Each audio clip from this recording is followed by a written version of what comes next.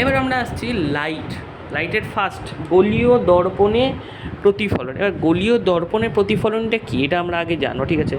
আগে গোলীয় দর্পণ মানে কি সেটা আমাদের জানতে হবে। গোলীয় দর্পণ মানে কি? গোলীয় দর্পণ মানে একটা গোল, মানে একটা গোল, এরকম একটা গোল, এই গোলের একটা অংশ হবে হচ্ছে একটা দর্পণ, ঠিক আছে? এরকম একটা দর্পণ, একটা গোলের দর্পণ, মানে হ্যাঁ এই পার্শিয়াল পার্টটাটুকু যদি হয় একটা দর্পণ, তাহলে কীরকম হবে? আমি এরকম করে আঁকি,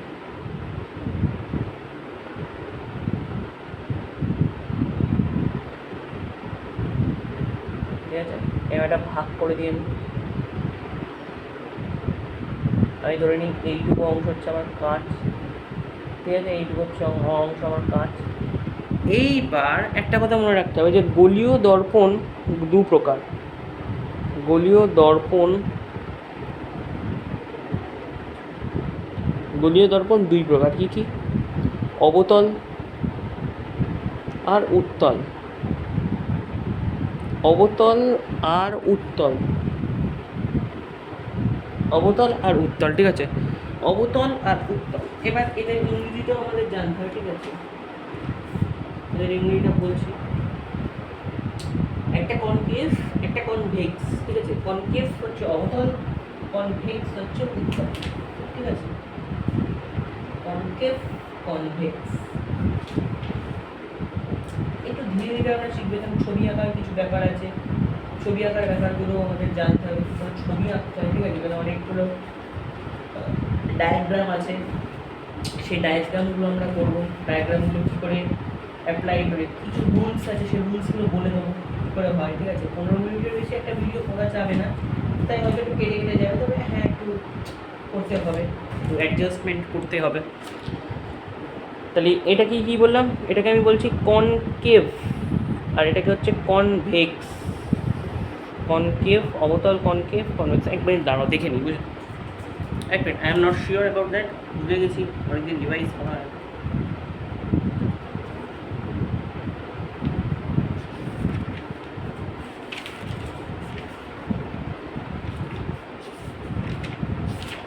দরকারের সময় আর পাবো না খুঁজে।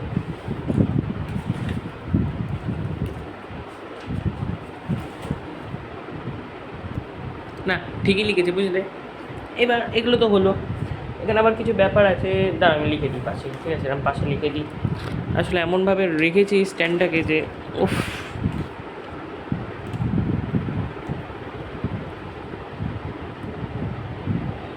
অবতলের ক্ষেত্রে আমরা তিন প্রকার লেন্স দেখতে পাবো, মানে লেন্স কিন্তু মনে করবেন, এটা হচ্ছে দর্পণ। লেন্স পরে আসছে, ঠিক আছে?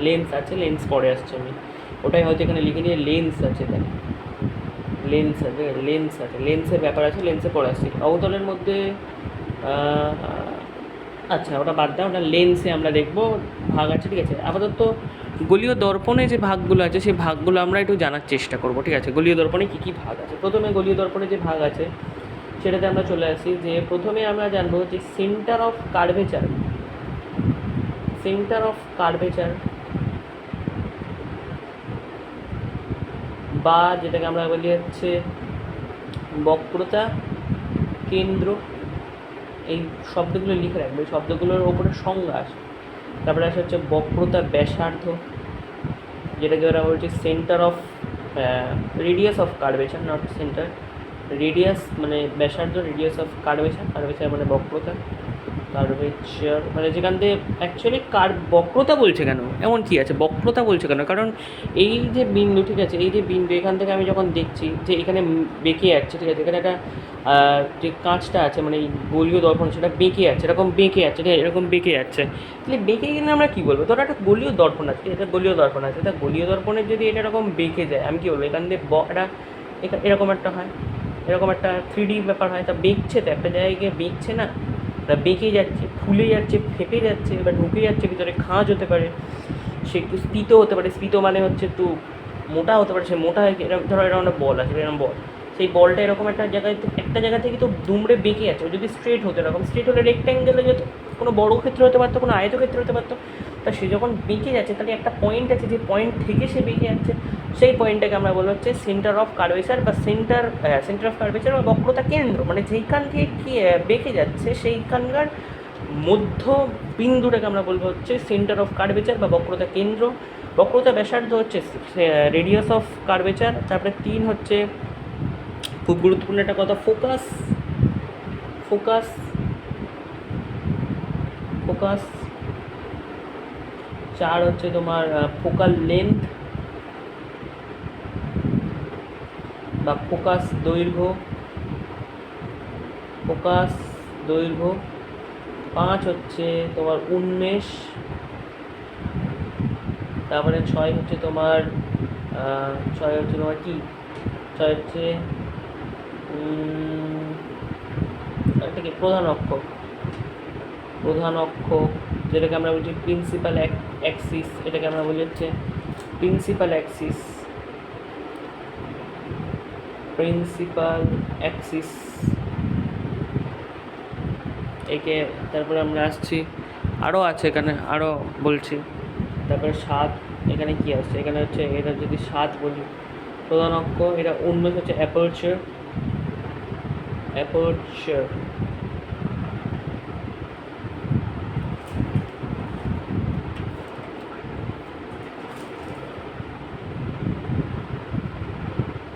অ্যাপারচার।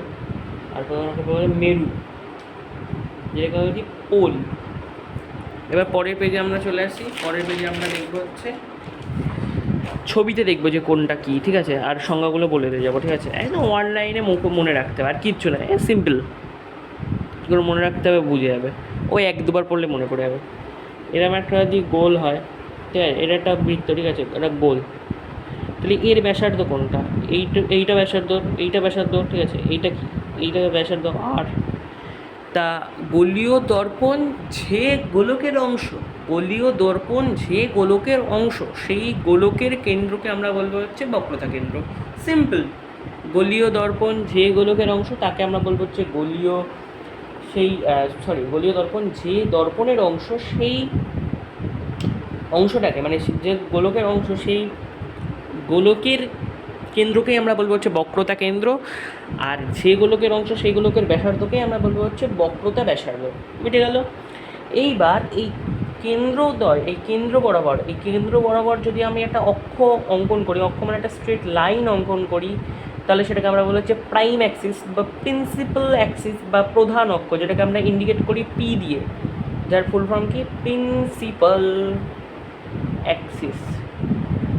প্রিন্সিপাল অ্যাক্সিস বা প্রধান অক্ষ। এবার এই গোলীয় দর্পণের এই যে একটা জায়গায়, ধরো পুরোটা তো দর্পণ না, এইটুকু অংশ হয়তো দর্পণ, এইটুকু অংশ হয়তো দর্পণ, এইটুকু অংশ দর্পণ, ঠিক আছে, আর তো নয়। তাহলে ছবিটা কীরকমভাবে আঁকতে হয়? ছবিটা আঁকতে হয় এরকমভাবে, এই এই এই এই এই এই যেটুকু দর্পণ না সেটুকু এরকম, আর যেটুকু দর্পণ সেটা এরকম, ঠিক আছে। তারপরে এই, ঠিক আছে। তারপরে এখানে একটা পয়েন্ট আছে, এই পয়েন্টটাকে আমি বললাম এম, আর এই পয়েন্টটাকে আমি বললাম এম হ্যাশ। এই দুটো পয়েন্ট মানে এই যে একটা দর্পণ আছে, একটা কাঁচের দর্পণ, সেই দর্পণের যে প্রান্ত বিন্দু আছে, হ্যাঁ প্রান্ত, এই দুটোই তোর শেষটা। এই দুটো যদি মানে কাঁচ কিরকম গোল হয়, সেরকম গোল হয় না, তো গোল তো হয় না, কাঁচ পুরোপুরি কমপ্লিট গোল তো হয় না। যদি কমপ্লিট গোল না হয় আর তাহলে যদি ইমাজিন করি তখন আমরা একটা গোল তৈরি করতে পারবো, ঠিক আছে। যদি কাঁচ এরকম হয়, ধরো না কাঁচ হচ্ছে এরকম, তা সেই কাঁচটাকে যদি আমি ইমাজিন করি যে এরকম গোল হবে, তখন তো আমি ডটেড লাইন দিয়ে ইউজ করবো। তাহলে এই যখন কমপ্লিট নয় তখন তো তার দুটো এজ আছে, মানে তার দুটো তো প্রান্ত আছে, তাহলে সেই দুটোকে এম এই বলে। এই দুই প্রান্তকে যখন আমি স্ট্রেট লাইন দিয়ে অ্যাট আপ করতে পারবো, মানে সেই স্ট্রেট লাইন দিয়ে আমি যুক্ত করতে পারবো, তখন সেই স্ট্রেট লাইনটাকে আমরা বলবো হচ্ছে উন্মেষ। আগের পেজে আমরা লিখে এসেছি উন্মেষ। তাহলে প্রধান অক্ষ হয়ে গেল, এই যে প্রধান অক্ষ হয়ে গেল, এইটাকে আমরা বলছি সেন্টার অফ, মানে সেন্টার অফ কার্ভেচার, বক্রতা কেন্দ্র, এই যে সেন্টার অফ কার্ভেচার। আর এই যে মানে যেটা দর্পণ, এটা তো দর্পণ, আর এটা তো এই গোলকের অংশ, এই দর্পণের মধ্যবিন্দু, এই যে দর্পণ বা প্রতিফলক তল যেটাকে আমরা বলছি, প্রতিফলক তল মানে যেখানে এসে আলো প্রতিফলিত হবে, সেইটাকে আমরা বলছি কি মেরু, পোল। বইয়ে দেখতে পারবে এই অংশটাকে আমরা বলি হচ্ছে পোল। মানে বক্রতা মানে প্রতিফলক তলের মধ্যবিন্দু হচ্ছে মেরু বা পোল বলি আমরা এটাকে, পোল বা মেরু। ইংলিশে হচ্ছে পোল আর বাংলাতে হচ্ছে মেরু। আর আর কি আছে, ফোকাস আছে, ফোকাসে আমি একটু পরে আসছি, আর কিছু নেই এখানে, তার মানে তাই তো হয়ে গেল। এখানে আগের পেজে আমি যা যা লিখেছি তাতে আমরা কভার আপ করলাম, ঠিক আছে, তাতে আমরা বলে দিলাম।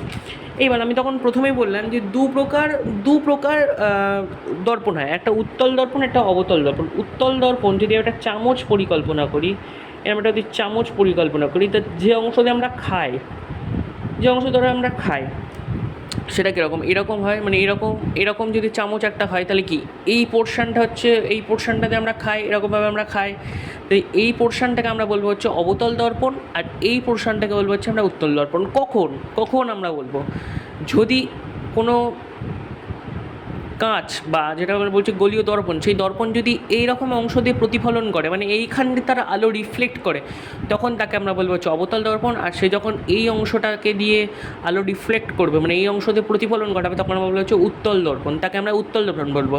তাহলে কন্ডিশনটা কি, যখন কোনো গোলকের এই রকম ভেতরের সারফেসটা মসৃণ হবে, এখান থেকে আলো রিফ্লেক্ট করবে, তখন সে অবতল দর্পণ।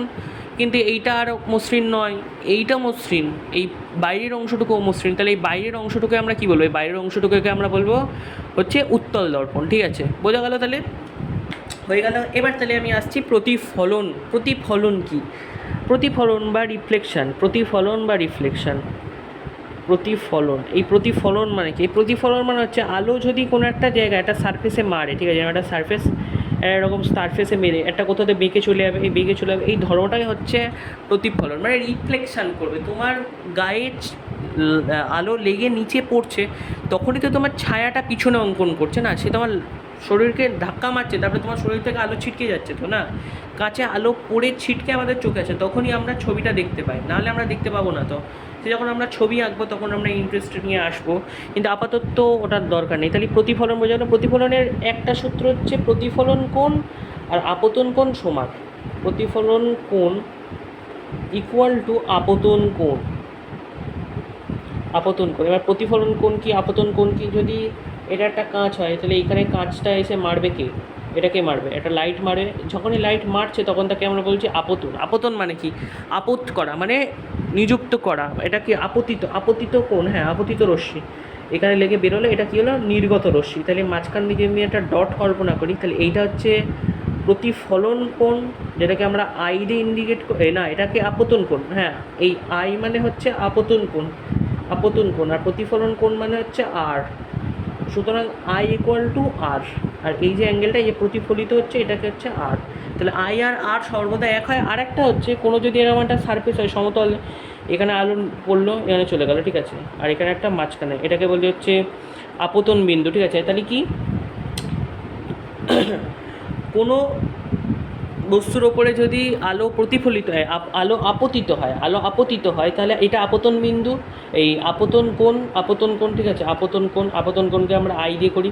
প্রতিফলন কোণ এই যে আর, আর এই যে আপতন কোণ, এই যে আপতন কোণ এখানে আপতিত হচ্ছে, তাই এটা আপতন কোণ, মানে যেখানে আলোটা পড়ছে একটা বিন্দুতে, সেই বিন্দুটাকে বলছে হচ্ছে আমরা আপতন কোণ। তাহলে আপতন কোণ, প্রতিফলন কোণ, আর আপতিত বিন্দুর ওপরে অঙ্কিত অবিলম্ব, এটা একটা অবিলম্ব, ঠিক আছে, এখানে একটা ইমাজিনারি লাইন আছে ওপরে, ছবিটা এরকম হবে অনেকটা, মানে এরকম একটা অবিলম্ব, এরকম অবিলম্ব, এই অবিলম্ব আপতন কোণ প্রতিফলন কোণ একই সমতলের ওপরে হবে, একই সমতলের ওপরে হবে, হ্যাঁ এটা হচ্ছে দ্বিতীয় সূত্র। তাহলে একটা দুটো সূত্র আমার বলা হয়ে গেল, বইতে আছে দেখে নেবেন, না বুঝতে পারলে তো আবার পরে হবে। তাহলে কমপ্লিট অবতল দর্পণ উত্তল দর্পণ আমরা কমপ্লিট করলাম। এবার আমি আসছি ফোকাস কি, ঠিক আছে, ফোকাস কি, ফোকাস কি আসি এবারে। ফোকাস হচ্ছে, এটা যদি একটা অবতল দর্পণ হয়, অবতল দর্পণের ক্ষেত্রে এরকম সমান্তরালে আলো আপতিত হলে, সমান্তরালে এরকম আলো আপতিত হলে, সে এইখানে সেন্টার অফ কার্ভেচার, এটা পোল, এটা তাহলে এ বি একটা আলো প্রতিফলিত হচ্ছে, সে কী করবে, যখন সমান্তরালে আপতিত হবে সে সবসময় একটা নির্দিষ্ট বিন্দুতে যাবে, সেই নির্দিষ্ট বিন্দুকে আমরা হচ্ছে ফোকাস বা প্রধান ফোকাস, প্রধান ফোকাস, ফোকাস বা মুখ্য ফোকাস, মুখ্য ফোকাস, ঠিক আছে, মুখ্য ফোকাস বলবো, প্রধান ফোকাস বা মুখ্য ফোকাস বলবো। আবার মানে যে কটা এরকম সমান্তরালে আপতিত হবে সব কটাই মুখ্য ফোকাস, সব কটা মানে এরকম আপতিত হবে একই বিন্দু দেবে। আবার যদি অন্য কোনো অ্যাঙ্গেলে পড়ে, ধরো 30 ডিগ্রি অ্যাঙ্গেলে একটা আসলো, ঠিক আছে, 30 ডিগ্রি অ্যাঙ্গেলে সে একটা আলাদা বিন্দুতে যাবে, একটা আলাদা বিন্দুতে যাবে, ঠিক আছে, সেটা হবে F2, মানে এটা গৌণ ফোকাস হয়ে যাবে। সেই রকম 60 ডিগ্রিতে গেলে একটা আলাদা ফোকাস হবে, 40 ডিগ্রিতে গিয়ে আলাদা ফোকাস হবে। কিন্তু 30 ডিগ্রিতে যে কটা লাইট যাবে, 30 ডিগ্রিতে যে কটা লাইট যাবে সে কিন্তু ওই একটা F2তেই যাবে। যেরকম সমান্তরালে আসছে মানে কি 0 ডিগ্রিতে যাচ্ছে, তার 0 ডিগ্রিতে যে কটা লাইট আসবে সেই এই F1 F দিয়েই যাবে। তখন এই বিন্দুটাকে বলবো হচ্ছে আমরা মুখ্য ফোকাস।